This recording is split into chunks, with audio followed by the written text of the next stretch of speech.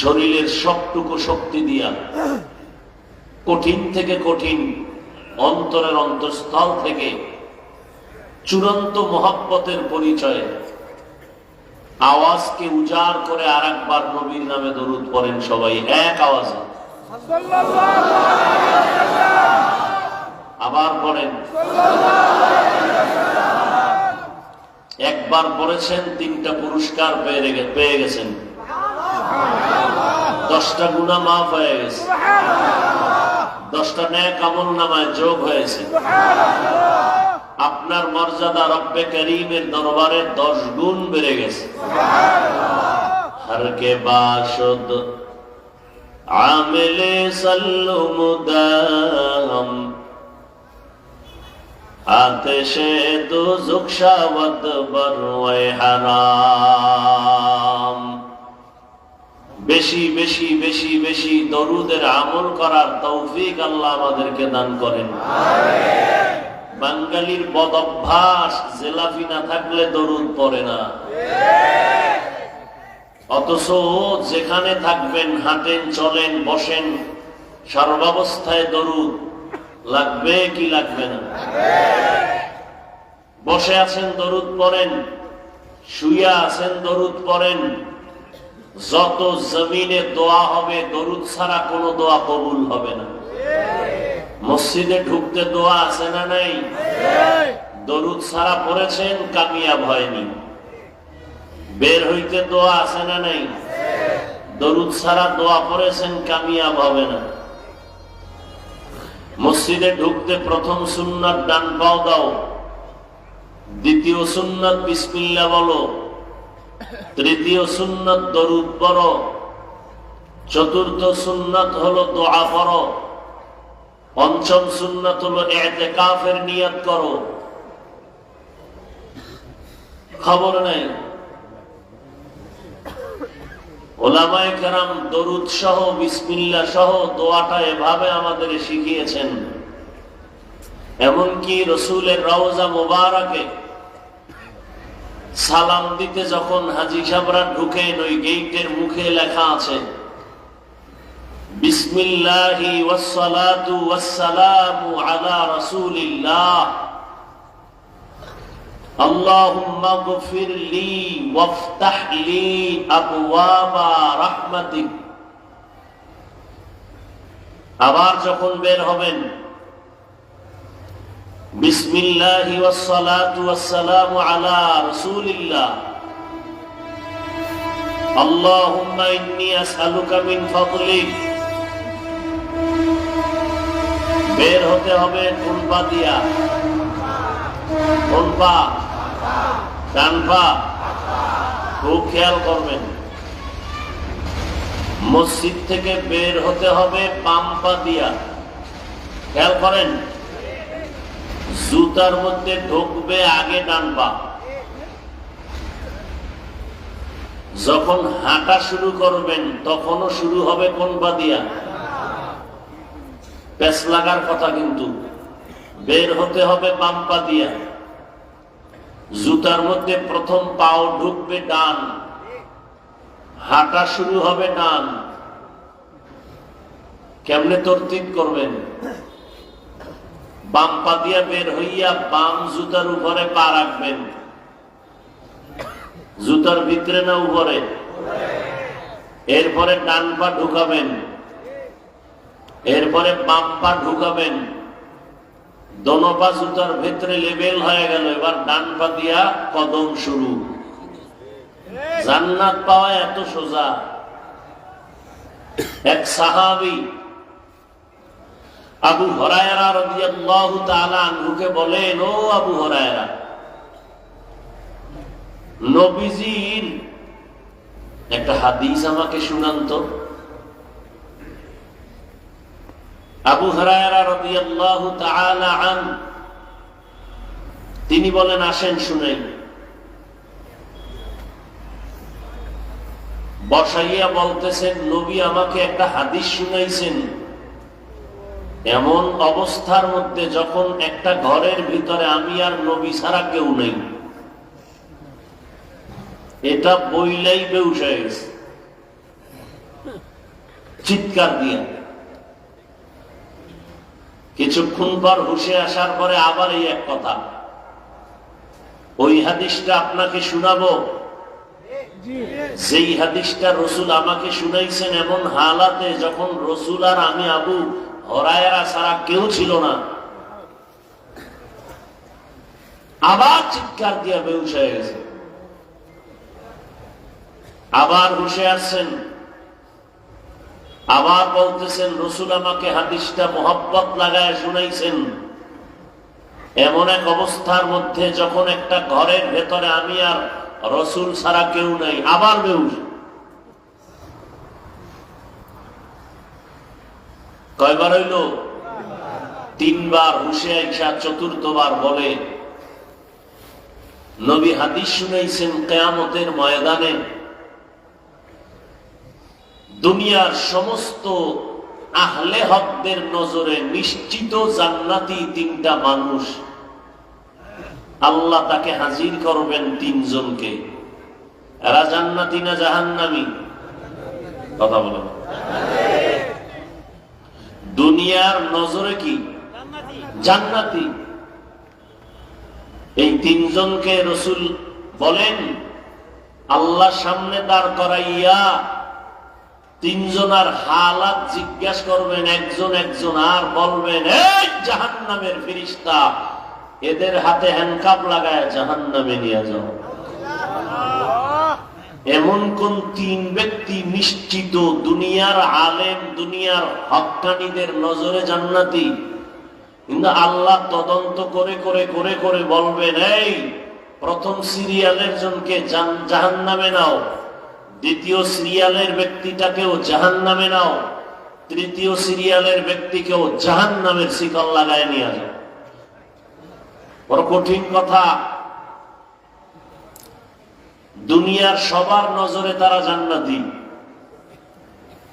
জাহান্নামী হওয়ার কোন কায়দাই দুনিয়ার নজরে নাই। মাওলার কুদরতের নজরে কি? জাহান্নামী। এ সাধারণ কোন বান্দা না, বড় দামি বান্দা তিনজন। বড় কঠিন কথা। قال النبي صلى الله عليه وآله وسلم إن الله لا ينظر إلى صوركم وأموالكم ولكن ينظر إلى قلوبكم ونياتكم أو كما قال النبي عليه الصلاة والسلام। দুনিয়ার বাজে সময় দিয়া রাত কাটায় দেন, কখন ফজর হয়ে গেল খবর নাই। ওয়াজে আইলি ঘুমে ধরে, বাদাম গাইতে মনে চায়, বিড়ি টানতে মনে চায়, মানে শয়তান খালি খোঁচাই দিয়েছে কত আর বসবা, একটু উঠো বিড়ি টেনে আসো।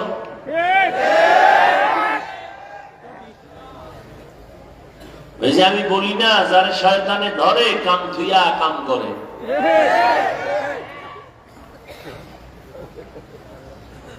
অথচ এখানে আপনারা বসছেন, সাথে সাথে সবার গুনাহ মাফ হয়ে গেছে। আরো আস্তে করে বলেন, কি কামাই করছেন জিন্দেগিতে? ভাবসাব তো বহুত, মনে হয় যেন জান্নাত রিজার্ভ করে ফেলেছেন। যেই ভাব নিয়ে বসছেন, সুবহানাল্লাহ বলতেও একটু পেরেশানি। আমি খান বংশের বলা, চিল্লাইতে পারি, সম্মান থাকে, এটা হইল হুজুর্গ কাম। আল্লাহ হেদায়েত দান করুন।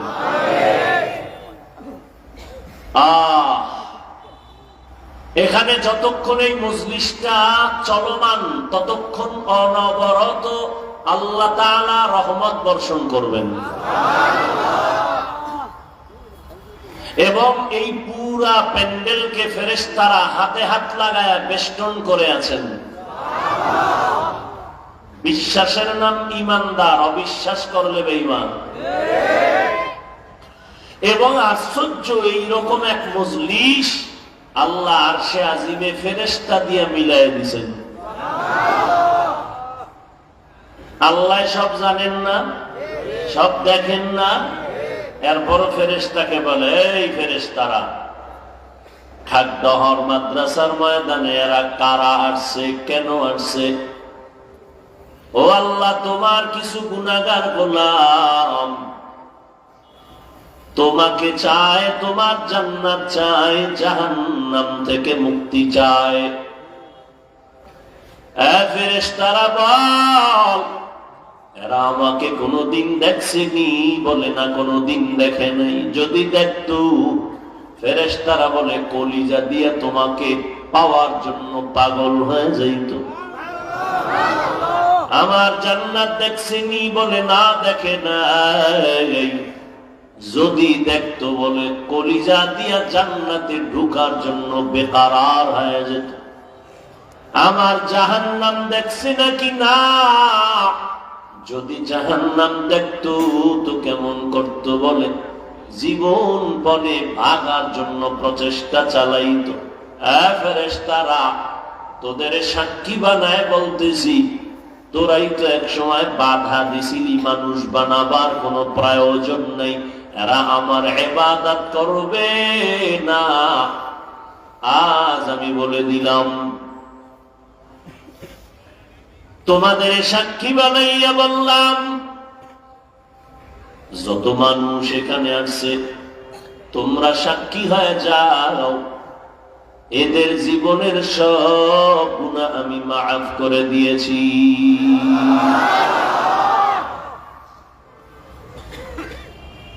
এত বরকতের মজলিস,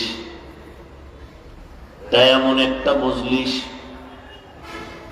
দোয়া করতে দেরি, কবুল হতে দেরি না। কারণ আমার আমিন কবুল হওয়ার গ্যারান্টি নাই।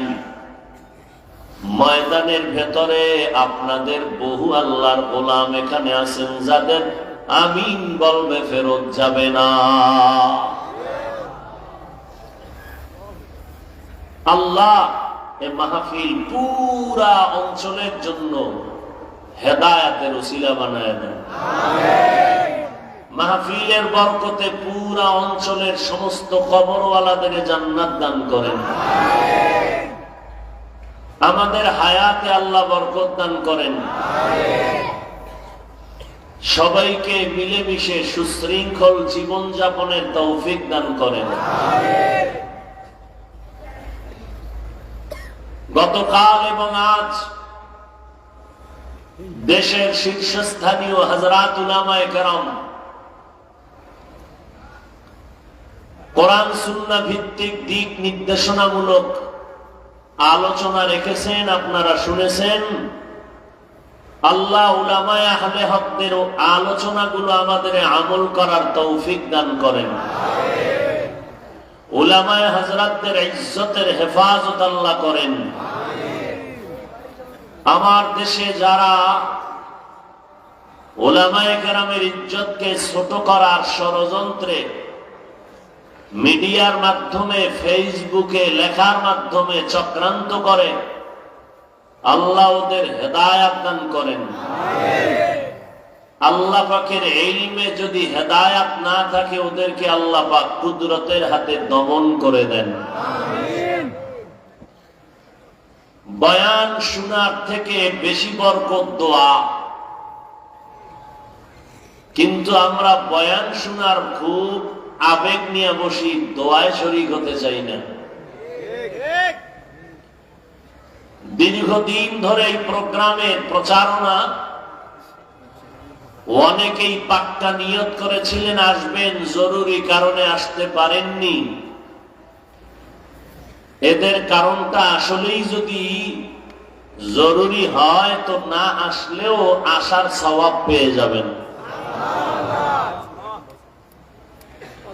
কিন্তু দুঃখ তাদের জন্য যারা এসেছেন কিন্তু প্যান্ডেলে ঢুকতে পারেন নাই। এই আপনারা কি শুরু করলেন? বয়ান শুরু করলাম না, এর মধ্যে গজব শুরু। তো আপনি বসতে পারবেন না, ঢুকলেন কেন? ওই আমার আরো ভাইরা দাঁড়ায় আছে, এদের মতো দাঁড়াইয়া ফাঁকে ফাঁকে গিয়া বিড়ি টানতা, কেউ দেখতো না, কারো ক্ষতিও হতো না। কপাল খারাপ হইলে কি করা? আল্লাহ হেদায়েত দান করুন।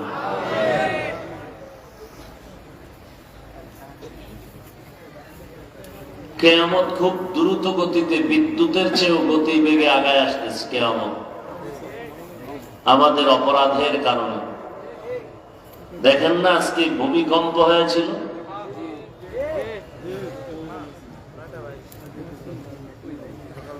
ভয় পাইয়া উঠে গেলাম ঘুম থেকে, কাঁচা ঘুম, ফজরের পরে ঘুমাইছি, রাত্রে তো ঘুমাইতে পারি নাই, আর ঘুমই হলো নাই ভয়ে, বিল্ডিং শুদ্ধা কাঁপে।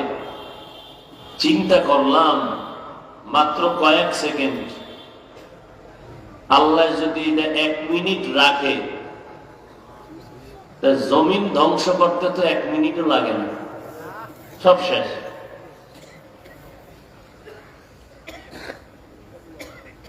কিসের বাহাদুরি করি?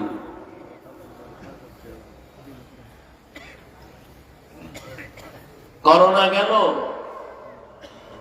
এখন ডেঙ্গু এসে করোনার থেকেও বেশি মানুষের প্রাণ কেড়ে নিল। কেমন জানি শুধু গজবের মাত্রা বেড়ে যাচ্ছে, আগুনের গজব। হঠাৎ শুনি অমুক মার্কেটে আগুন, অমুক বিল্ডিং এ আগুন, খালি আগুন।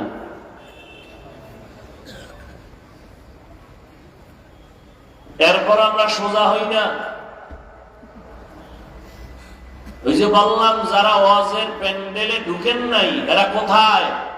দোকানপাটে গল্প গুজবে আড্ডা দিতেছে, কেউ মহিলা প্যান্ডেল তওয়াফে আছে। হাসিয়েন না, হাসির কথা বলি নাই,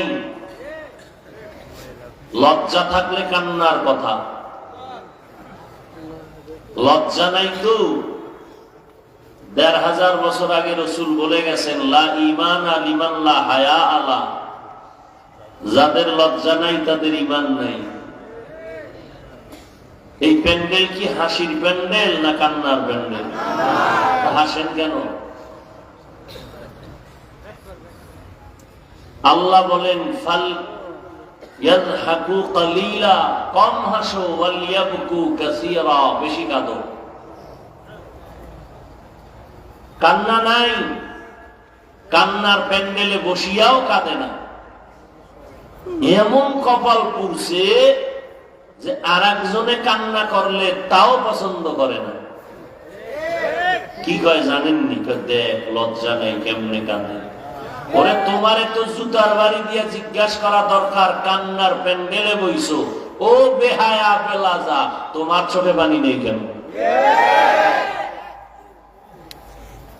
নাটকের প্যান্ডেলে বৈশা যদি কেউ না হাসে, তখন সেখানে কথা হইল আলাদা।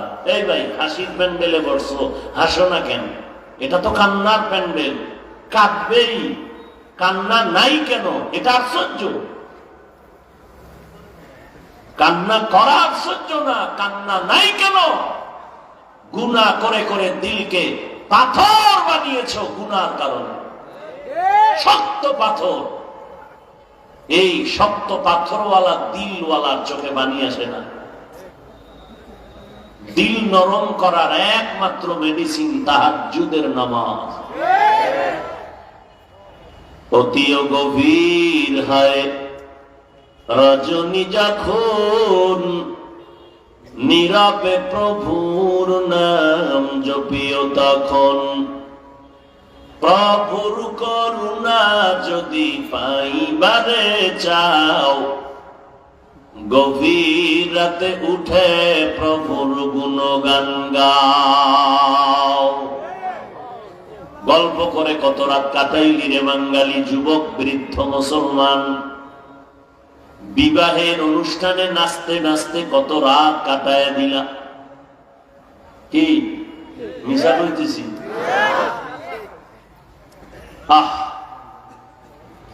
মাওলায় যদি তোমার ভিডিও ক্লিপটা টেনে দেয়, এমন একটা রাত্রি দেখাইতে পারবা, ও আল্লাহ, গুনার কাজে যত রাত কাটাইছি, নেকের কাজে অনেক রাত কাটায় দিছি। বয়ান শুই না, ঘুমাই নাই, ঘরে আসার পর সুন্দর করে ওযু বানাইয়া তাহাজ্জুদের মুসাল্লায় দাঁড়ায় গেছে। ফজরের আযান হয়েছে, নামাজ পড়িয়া তারপরে সূরা ইয়াসিন তেলাওয়াত করে ঘুমিয়েছি। আপনাদেরও দিন যায় রাত যায়, আমগো দিন যায় রাত যায়। ফলাফলের বেলায় কে কতটুকু আগানো একটু চিন্তা করেন না। আল্লাহ কোন পশুকে চিন্তা করার মেধা দেন নাই, মানুষকে দিয়েছেন। একটু চিন্তা করা দরকার। সময়ের অনেক দাম। সময়কে যারা কাজে লাগিয়েছে তারা মরিয়া অমর হয়ে আছে। ইতিহাসের পৃষ্ঠা তাদেরকে বারবার স্মরণ করায়। মানুষ কলিজা দিয়া দোয়া করে। ও যুবক, কি জীবনে অর্জন করেছো বলো তো? মরে গেলে কি তোমাকে কেউ মহব্বতে স্মরণ করে দোয়া করবে এমন কোন কাজ করছো জীবনে? মায়ের সাথে বেয়াদবি, বাবার সাথে বেয়াদবি, এমন একটা মানুষ নাই যার সাথে তুমি খারাপ আচরণ করো নাই। সারাটা রাত মোবাইল সামনে নিয়ে শুধু গুনাহ দেখেছো সারা রাত। শিক্ষকের সাথে বেয়াদবি, ওলামায়ে কেরামের সাথে বেয়াদবি, চতুর্মুখী অভিশাপ তোমার কপালে। এমন একটা কাজ তুমি করো নাই যে কাজে খুশি হয়ে কেউ দোয়া করবে, যে কারণে মোনাজাতে অনেকে কান্না করে, তোমার চোখে পানি আসে না। কার অভিশাপ যেন তোমার কপালে লেগে আছে। এটা একটা জীবন হইল, জীবন ভর খালি মানুষের কষ্টই দিলা, কারণ উপকার করতে পারলা না। তুমি একটা মানুষ, অথচ তোমার মতো আবার কত যুবক আছে 5 ওয়াক্ত নামাজ পড়ে, মা বাবার খেদমত করে, আলিমদের দোয়া নিয়ে চলে, নাই? তোমার মতোই যুবক, তোমার লাইনেই পড়ে, জীবনে মাদ্রাসায় পড়ে নাই। এতবার বলার পরেও কি আপনাদের কানে ঢুকে নাই? আমি বয়ান ছেড়ে দিব? হ্যাঁ, কি মনে হয় আমি মোমেন শাহী না আসলে আমার না খাইয়ে মরা লাগবে? বয়ান নাই দেশে? কষ্ট করিয়া চলাফেরা করি। সে জোহরের নামাজ পড়ে বয়ান করলাম নেত্রকোনা, মাগরিবের নামাজ পড়ে বয়ান করলাম গাজীপুর, ঢাকা।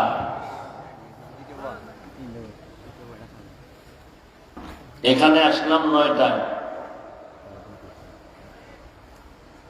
মানুষকে কিছু আল্লাহর মুহাব্বতের সাথে মিলাবার ফিকিরে কিছু কথা বলতে চাই। এর উপরেও যদি আপনারা বিরক্ত হন,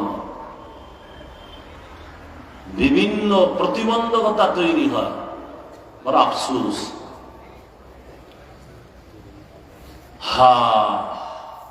আল্লাহ আপনি কুদরতের দ্বারা আমাদেরকে হেদায়েত দান করেন। নিষেধ করার পরেও ওই পিছনে ওই পার্টি, নিষেধ করার পরেও।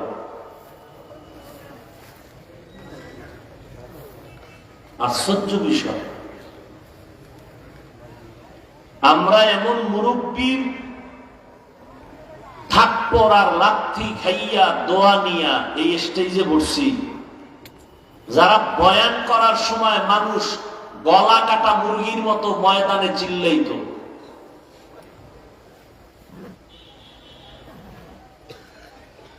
একজনে সেখানে পান খাইতো, ও সামনে যা পাইতো না দিয়ে পিড়াইতো। এদের ব্যাগটাই না, এদের সোহবত নিয়া দোয়া নিয়া এরপরে আসি আজও। এই জন্য ওই উল্টা পাল্টা সহ্য করতে পারি না। কতটা বুঝাইয়া আপনাদের লাইনে রাখতেছি, নি আল্লাহ একটু দয়া করে। আমার ব্যক্তিগত স্বার্থ না, এর মধ্যে যদি আবার বিশৃঙ্খলা কেউ তৈরি করে, প্রতিবন্ধকতা তৈরি করে, মন চাইলে বসলো, মন চাইলে উঠে গেল, মন চাইলে বাদাম খাইলো, কেউ বুট খাইলো। ওয়াজের প্যান্ডেলে আমার কথা এদিন এক জায়গায় বলছি, ওয়াজ হবে, মানুষ দিন শিখার জন্য আসবে, এখানে আবার দোকানদারির দরকার নাকি? মানুষ কেনাকাটার জন্য মার্কেটে যায় না কি? আপনাদের বাড়ির আশেপাশে মার্কেট নাই? ওয়াজে এসে কিসের বেচা কিনা? তো ওয়াজের মাকসাদ কি? সেখানে মহিলা, সেখানে যুবতী, যুবক, পুরুষ সব একসাথে আড্ডা দিতেছে। কবিরা গুনার এক মেলা হচ্ছে ওখানে, আর এখানে হচ্ছে এক ওয়াজের প্যান্ডেল। কে নিবে এর দায়ভার? এর দায়ভার কে নিবে? কে বলবে এই কথা? বলার মানুষ নেই। ওয়াজে আইছে বেলুন কেনে, বেলুন এইটারে ডুলাইতে ডুলাইতে ঘর বাড়ি যায়। বউ খায় কি খাইছে? হাতিয়া নিয়ে এসে আজকের ওয়াজের বরকত।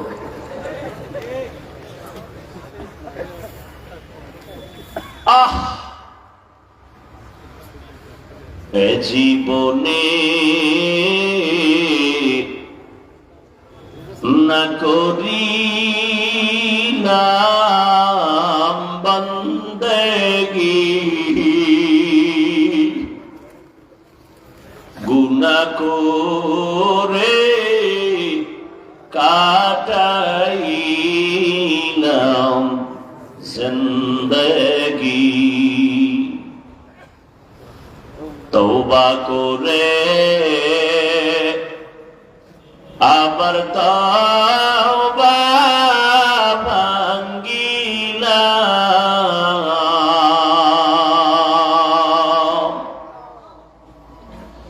তওবা করে আবার তওবা ভাঙ্গিলাম। অবশেষে খাঁটি তওবা করিলাম। কি কামাই করলেন? জান্নাতের সার্টিফিকেট হাতে পাইয়া আল্লাহ ফেরেশতা জিবরাইল পাঠায়, কয় নবী 10 জন সাহাবাদের জানা দেন এরা বিনা হিসাবে জান্নাতি। জান্নাতের সার্টিফিকেট পাইয়া আবু বকর সারা রাত নামাজে দাঁড়ায় কান্না করে। মায়ার নবী হুজরাত থেকে তাকাইয়া শুনে কান্নার আওয়াজ। নবী বের হয়ে গেলেন, এই নামাজে মসজিদের দীর্ঘ রাতে কে কান্না করে? নবী দেখেন আবু বকর নামাজে দাঁড়ায় দাঁড়ায় গভীর রাতে কান্না করে। আল্লাহর নবী বলেন, আবু বকর আপনি নামাজে কেন কাঁদলেন? আবু বকর বলে, আমি মাওলার দরবারে কেমনে উলঙ্গ দাঁড়াবো? মালিকের দরবার বড় কঠিন, যেখানে আপন বলতে কেউ থাকবে না। একদিকে সূর্যের গরম, অপরদিকে জাহান্নামের গরম, চতুর্মুখী আওয়াজ। আল্লাহ নিজেও রাগান্বিত আওয়াজ তুলে বললেন, লিমানিল মুলকুল ইয়াউম লিল্লাহিল ওয়াহিদিল কাহ্হার।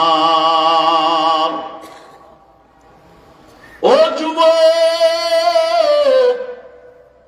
তোমরা কি মনে মনে ভাবতেছো মাওলার কোরআন বুঝি মিথ্যা? আজকে যদি একটা যুবক দাঁড়ায় বলতে পারো, হাফিজ ভাই কোরআনের মধ্যে একটা ভুল পাওয়া গেছে, যদি প্রমাণটা দিতে পারো, আমি এখন দাড়ি কেটে ফেলবো, আমি এখন জামা ফালাইয়া প্যান্ট শার্ট টাই লাগায় রাস্তায় গান শুরু করব, আমি আল্লাহর বিরুদ্ধে কথা বলবো, নামাজের বিরুদ্ধে কথা বলবো, একটা ভুল পারলে কোরআন থেকে বের করে দেখাও। তুমি কে? তোমার থেকে বড় বড় মহাপণ্ডিত ১৫০০ বছর পর্যন্ত অপচেষ্টা কম করে নাই। আল্লাহর কোরআনের একটা ভুল বের করার অপচেষ্টা করিয়া তারা ব্যর্থ হয়ে গেল। অনেকে ব্যর্থ হইয়া কালেমা পড়ে মুসলমান হয়ে গেছে। ও যুবকেরা, জবানটা নাড়াইয়া আমার মাওলার একটু জানায় দাও, আমার মাওলার কোরআন সত্য না মিথ্যা? কত পার্সেন্ট সত্য? ওই আল্লাহর কোরআনে কি জান্নাতের বয়ান আসেনি? ওই আল্লাহর কালামে কি জাহান্নামের বয়ান আসেনি? কে জান্নাতে যাবে, কে জাহান্নামে যাবে, আল্লাহ তাও বয়ান করেছে। ইন্নাল আবরারা লাফি নাঈম ওয়া ইন্নাল ফুজ্জারা লাফি জাহিম। নেক আমলওয়ালারা জান্নাতি, যারা গুনাহগার তারা হবে জাহান্নামী। তবে তওবার দরজা খোলা আছে। চির জাহান্নামীও যদি মাওলার কাছে 2 ফোঁটা চোখের পানি ছেড়ে কান্না করে, আমার মাওলা কয়, সন্তান যখন কান্না করে মা বাবার মায়া মোহাব্বত বাড়ে, কাছে টানে আর কোলে নেয়, চুমু খায়। ছাত্র যখন কান্না করে শিক্ষকের কাছে নিজের বিনয়ী ভেসে দুর্বলতা প্রকাশ করে, কান্না দেখে শিক্ষকের মায়া মোহাব্বত বাড়ে, কাছে টানে আর চুমু খায়। ওই শিক্ষক আর মা বাবার থেকে আমার আল্লাহর মায়া মোহাব্বত কি কম? দুনিয়ার ভিতর আল্লাহ 1% মায়া দিয়া বাকি 99% আল্লাহ আলাদা জমা রাখছেন। তোমার কান্নায় যদি মা বাবার দিল নরম হয়, ওস্তাদের দিল নরম হয়, আমার মাওলার অন্তর কেন নরম হবে না? 1 ফোঁটা চোখের পানি ছেড়ে যদি ডাক দিতে পারো, আল্লাহ আমার মতো গুনাহগার কেউ নাই, তুমি দয়া করে মাফ করে দাও। আল্লাহ ঘোষণা দেয়, 1 ফোঁটা চোখের পানির বিনিময়ে আমি তোর জন্য জাহান্নামের আগুন হারাম করে দিব। এটা কান্নার মঞ্চ, নাটকের মঞ্চ না। এখনো দিলকে সোজা করো রে বাবা। কয়দিন কত বড় বড় বাহাদুর বিদায় হয়ে গেল। এমন একটা দিন নাই যুবকের মরণের লাশের খবর নাই, একটা দিনও নেই। প্রতিদিন যুবকের মরণের খবর। পানির তলে ডুবে গেছে, গাড়ির নিচে অ্যাক্সিডেন্ট হয়ে গেছে, মায়ের কাছে বইলে গেছে বাইক নিয়ে যাইতেছি, শহর থেকে আসবো 1 ঘন্টা। 1 ঘন্টা পার হয়ে গেছে, বাবা আসে না, মায়ের অন্তরে দাগ কেটেছে। টেলিফোন করে ধরে না। 1.5-2 ঘন্টা পর কে যেন ব্যাক করে কয়, তোমার ছেলের নিয়ে নেও, লাশ হয়ে রাস্তায় পড়ে আছে। কি বাহাদুরি করি! والذين جاهدوا فينا لنهدينهم سبلنا وإن الله لمع المحسنين।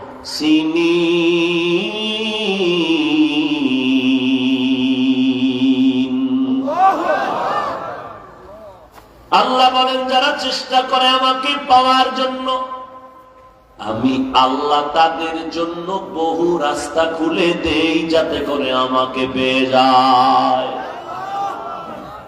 ওয়া ইন্নাল্লাহা লামাআল মুহসিনিন, আমি আল্লাহ সব সময় যারা মুহসিন তাদের সাথেই থাকি।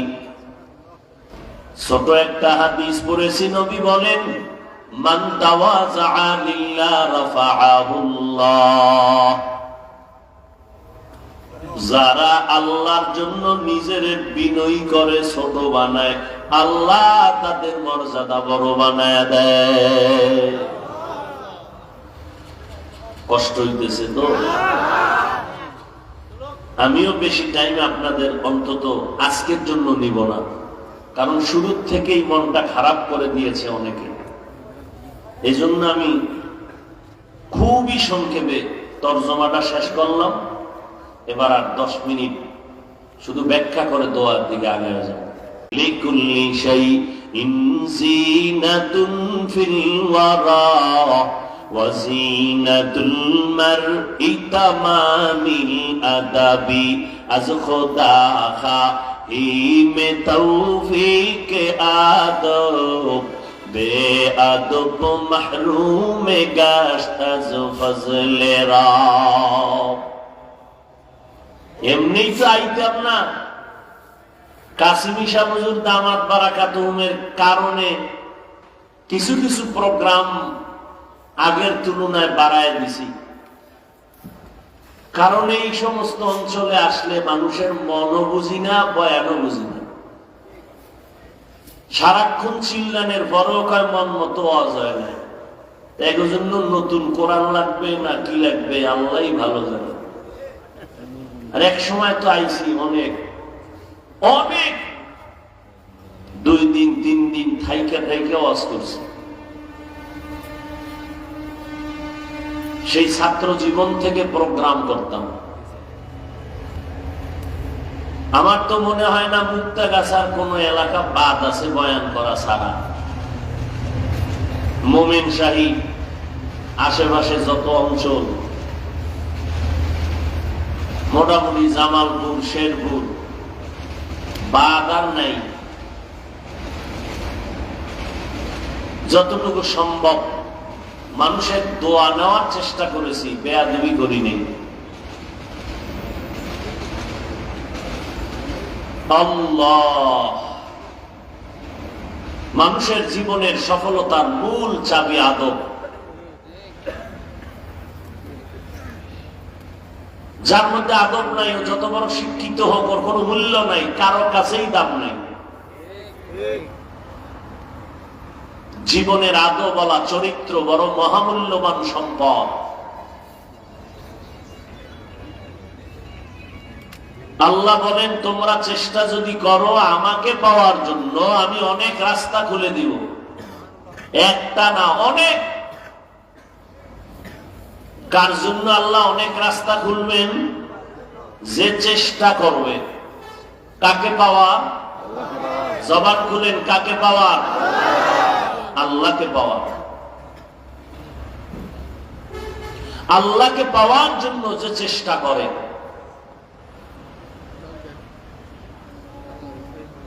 আস-সাইয়ু মিন্নি ওয়াল ইতমামু মিনাল্লাহ। বান্দার কাজ চেষ্টা করা, পূরণ করবেন কে? আল্লাহ। চেষ্টা করো বান্দা, দরজা খুলে দিবেন আমার আল্লাহ। জান্নাত পাওয়া অনেক সহজ, আবার অনেক কঠিন। আপনারাও মুসলমান, আমিও মুসলমান। আপনার আল্লাহ আমার আল্লাহ এক, নবী এক, কোরআন এক, কাবা এক, ধর্ম এক, কালেমা এক। অথচ আমি টুপি মাথায় না দিলে লজ্জা লাগে, আর আপনি কেমন মুসলমান ভিআইপি, টুপি মাথায় দিতে লজ্জা লাগে। আমি দাড়ি কাটতে লজ্জা পাই, আর আপনি রাখতে লজ্জা পান। কত ভিআইপি আপনি মুসলমান। আমি মসজিদে না ঢুকলে লজ্জা পাই, আপনি মসজিদে ঢুকতে লজ্জা পান। মুসলমান। আল্লাহ হেদায়েত দান করুন। বড় কঠিন বিষয়। ওয়াল্লাযীনা জাহাদু ফীনা লানাহদিয়ান্নাহুম সুবুলানা। যারা অন্তর দিয়া চেষ্টা করে আল্লাহ পাওয়ার জন্য, তবে চেষ্টা এক দিক থেকে হলে হয় না। এক হাতে তালি বাজে না, বিনা বাতাসে পানি নড়াচড়া করে না, বাচ্চা কান্না না করলে মা খানা দেয় না। এই জমিনের মধ্যে আল্লাহ ভালোবাসার চাদরের মধ্যে সবাইকে ঢুকায়া দিয়েছেন ভালোবাসা। ছোট ছোট ভালোবাসা দিয়া মালিকের ভালোবাসার পরীক্ষায় পাশ করার চেষ্টা করো।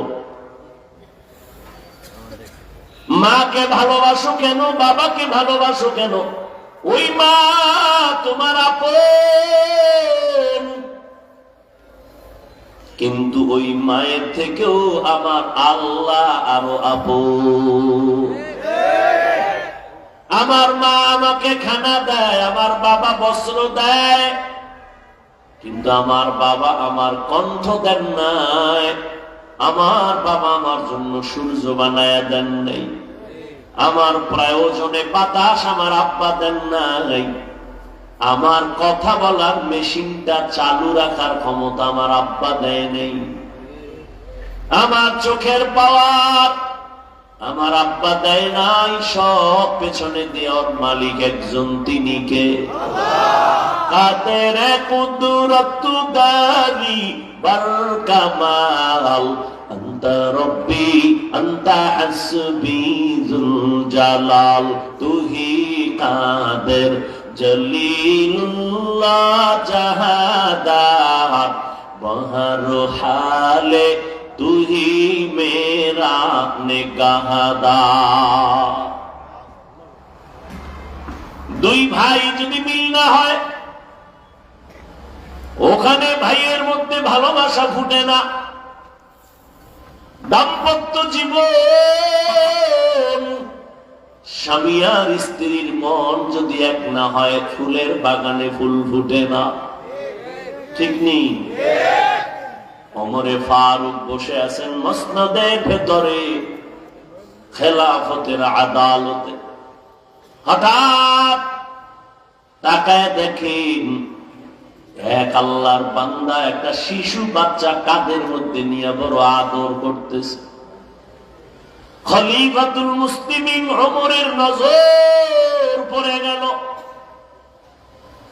ওমর ডাক দিয়ে কয়, বাবা শুনিন, এই বাচ্চাটাকে যারে এত আদর করেন, বলে আমার সন্তান, এত আদর কেন করেন?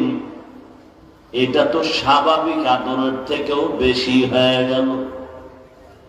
অনেক একটা সন্তান পাইয়া কতবার আব্বু আব্বু কইয়া ডাকলা, আর আমার মাওলায় যে তোমার একটা সুন্দর ফুটফুটে বাচ্চা দিলেন, ওই মাওলারে কয়বার আল্লাহ কইয়া ডাকছো? दुनिया में हो दुनिया का तलबगार ना हो, बाजार से गुजर हो खरीदार ना हो,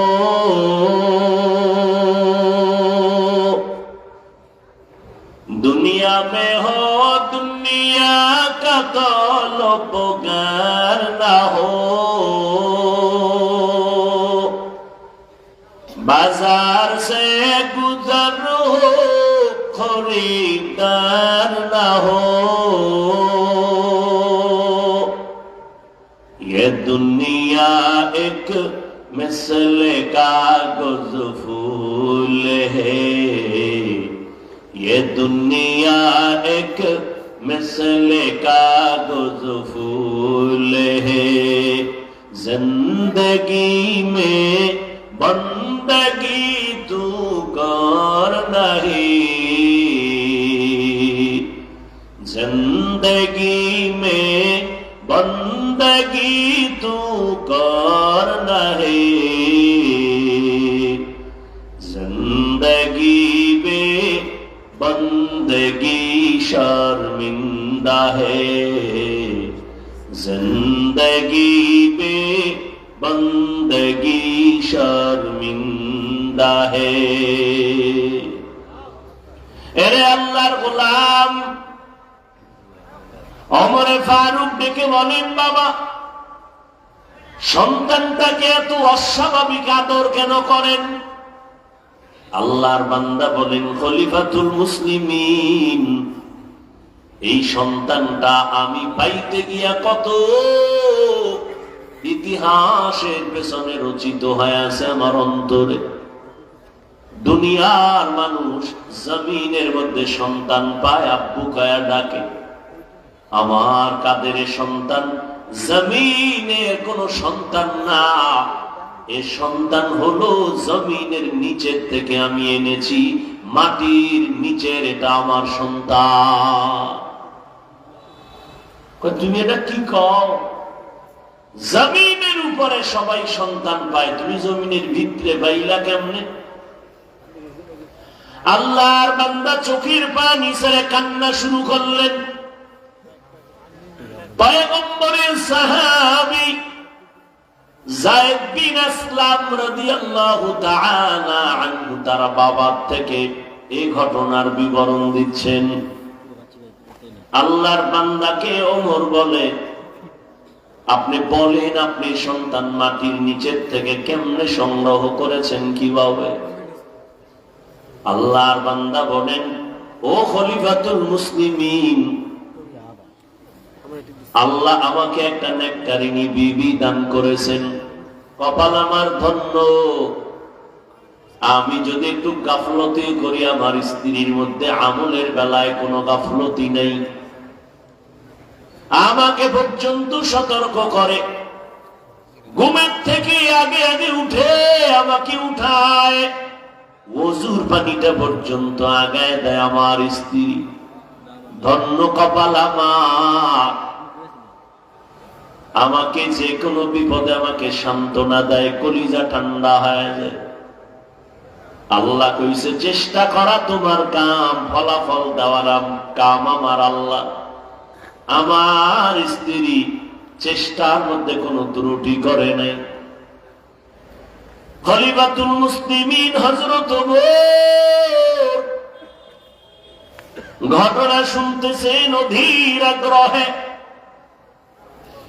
আমার স্ত্রী নেক আমলের বেলায় আমাকে উদ্বুদ্ধ করেন। রোজা আসতেছে, নফল রোজা রাখার নিয়ত না থাকলেও স্ত্রী রাখে, আমাকেও বুঝায়, উদ্বুদ্ধ করে, আমিও রাখি। নফল নামাজ না পড়লেও আমার বিবি পড়ে, আমাকে উদ্বুদ্ধ করে, আমিও পড়ি। হঠাৎ আমার ঘরে আমার স্ত্রী একা, পেটের মধ্যে সন্তান এসে গেল, কেউ পাহারা দেওয়ার নাই। হঠাৎ করে আওয়াজ, যুদ্ধ বেঁধে গেছে বেঈমানের সাথে, আর দেরি করা যাবে না, চলো যুদ্ধের ময়দানে চলো। আমি খবর পাইয়া পেরেশান হয়ে গেলাম, আমার স্ত্রী একা, অসুস্থ বাচ্চা পেটের ভেতরে। যুদ্ধের ময়দানে কেমনে যায়, এটাও আমার বড় একটা ওজর। পেরেশানির ছাপ আমার কপালে চলে আসলো। হঠাৎ আমার স্ত্রী আমার কপালের মধ্যে এই পেরেশানির ছাপ দেখে বলে, স্বামী আমার কি পেরেশানি নিয়ে ভুগতেছেন? ঘটনা যখন বললাম, আমার স্ত্রী ঠান্ডা মেজাজে হাসি মুখে আমাকে সান্ত্বনা দিয়ে কয়, আমার মাওলা আমাদের হেফাজতের মালিক, আপনি ঘরে থাকবেন, আর আমাদের মুসলিম পরিবারের ভাই বোনেরা মার খাবে যুদ্ধের ময়দান, এটা হতে পারে না। আপনি চলে যান, আমি আল্লাহর কাছে দোয়া করব, আল্লাহ আমাদের হেফাজত করবেন। আর আল্লাহ যদি হেফাজত করেন, কেউ তাদের ক্ষতি করতে পারে না। হেফাজতের মালিক কে? কাদের কুদরত দানি বরকামাল, আনতা রব্বি আনতা হাসবি যুল জালাল, তুহি কাদের জলিলুল্লাহ জাহাদার, বহর হালে তুহি নেগাহাদা। এর পর্দার আড়ালের আম্মা জানেরা, আপনাদের জীবনটা কতই